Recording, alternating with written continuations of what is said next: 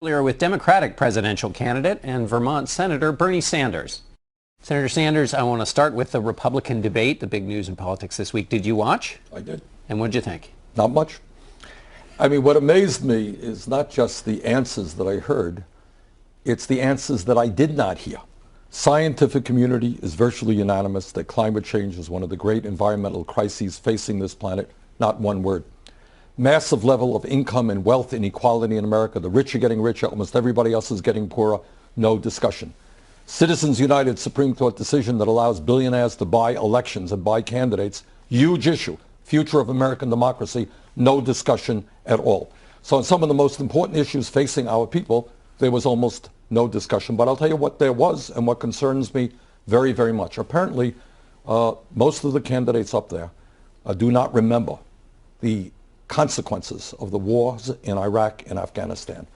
And the kind of easy feeling, the kind of non-consequential talk about going to war or rejecting the president's effort to negotiate an agreement with Iran disturbed me very much, because I think these people do not know what the war in Iraq did to our people, did to the people in Iraq, and that how many of our folks came back wounded and dead. I want to switch to a serious issue, which is that Iranian nuclear deal. President Obama this week, in making his pitch for it, he said this. It's those hardliners chanting death to America who've been most opposed to the deal. They're making common cause with the Republican caucus. Well, let me just say this. Clearly, our goal, and what the President and Secretary Kerry have been working on, is to do everything possible to see that Iran does not get a nuclear weapon, which would destabilize incredibly that entire region of the world, and it's something that should not happen. I believe that we have got to go through every possible effort in order to make sure that we achieve that goal of Iran not having a nuclear weapon without going to war.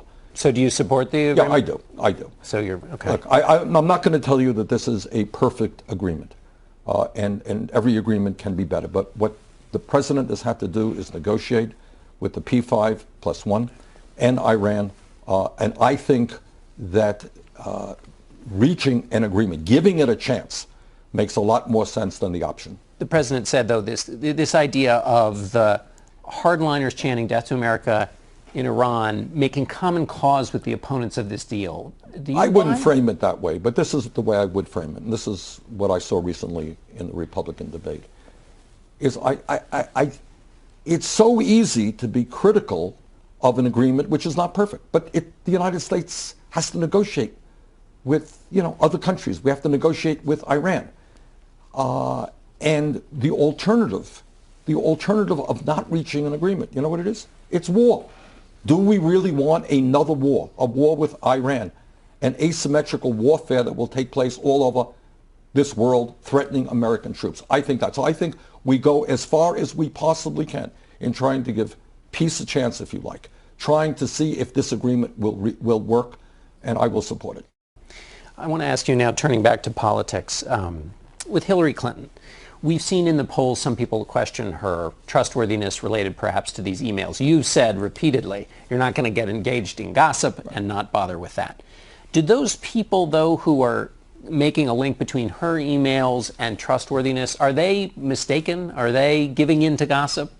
Well, this is what I think. I think for a variety of reasons, Hillary Clinton has been under all kinds of attack for many, many years. In fact, I can't think of many personalities who have been attacked for more reasons than Hillary Clinton. And by the way, let me be frank, and I'm running against her. Some of it is sexist.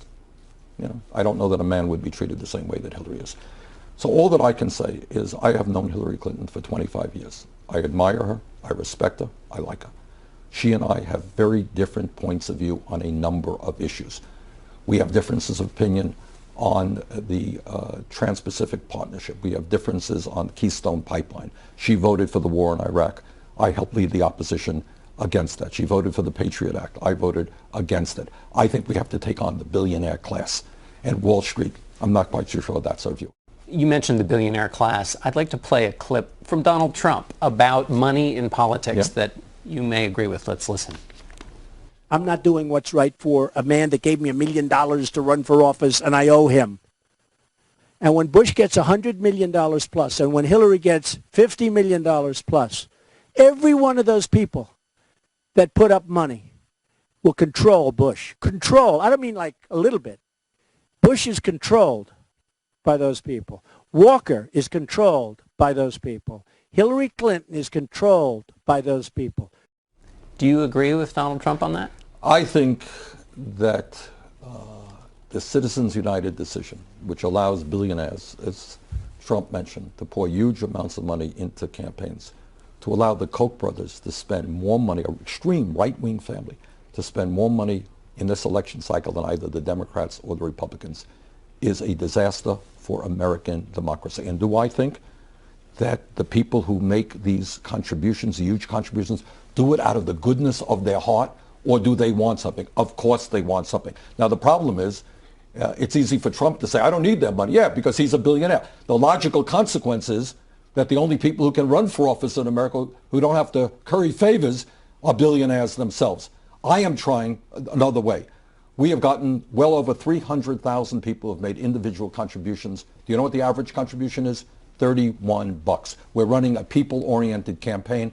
Can we actually prevail over a billionaire or the billionaire class? Time will tell. I think we can. All right, Bernie Sanders, thanks so much for being